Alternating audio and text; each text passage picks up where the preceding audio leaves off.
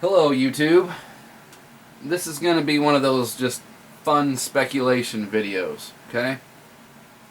So for fun, let's assume about that the book of Genesis is correct, and let's assume that our understanding of what the firmament is correct, meaning that we are under some sort of crystal or glass dome, and there are waters above us and waters below us.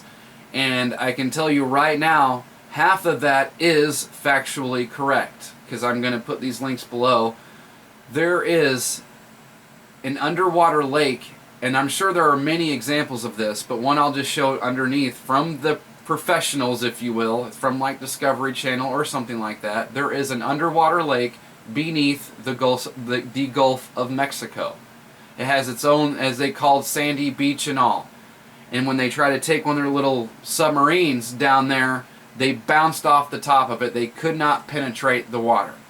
So half of that part is of the book of Genesis, of the waters above and below, is already factually proven correct. There is at least one underwater lake beneath the Gulf of Mexico. They can't figure it out. Now, to me, it makes sense why the sky is blue, because there's waters above us. Because I don't really buy the whole, well, that's just the sunlight bouncing off the gas particles in the air and all this kind of stuff. Okay? So let's just keep going with this, because it's fun to talk about.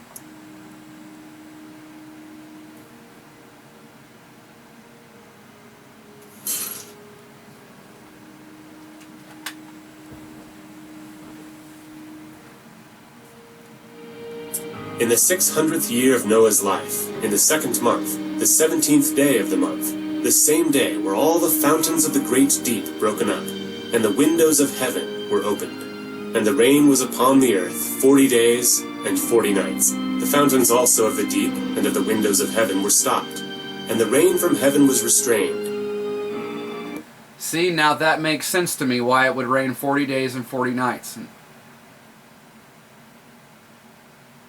Okay, now let's go on to this. Then we're going to talk about the NACAALs, which is a theoretical civilization that lived a long time ago during the times of Atlantis. Soon. The NACAALs did their best to save Atlantis. They sent most of the lower dimensional beings back, at least as many as they could, and sealed up the dimensional tear.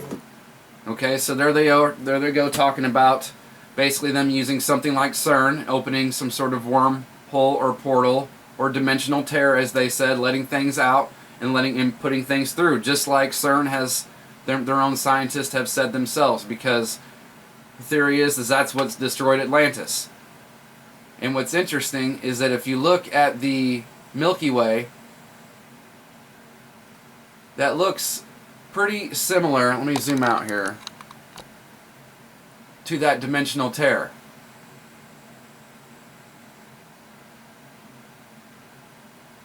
And they even call this thing the dark rift. And the definition of a rift is a crack, split, or break in something. So it almost makes you wonder, because you talk about Saturn, you talk about CERN, you're talking about the same thing. CERN is a mini Saturn. It's a mini me. So, and Saturn's real name is Bell Saturn. And what you're basically talking about, you're talking about the bell. So they're going to use CERN they're going to ring that bell, they're going to make a tone, and all hell's going to break loose like it did last time. And they're going to open some sort of dimensional porthole or whatever, just like a dimensional tear. And it almost makes you wonder if this Milky Way or dark rift is what happened the last time. And if they did seal that tear up.